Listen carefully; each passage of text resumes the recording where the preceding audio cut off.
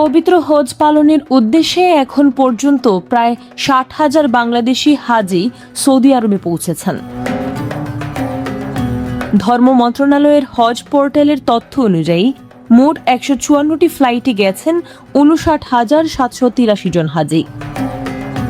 এর মধ্যে সরকারি ব্যবস্থাপনায় গেছেন ৪,৪৪৪ জন, আর বেসরকারি ব্যবস্থাপনায় গেছেন ৫৫,০০০-এর বেশি হাজি।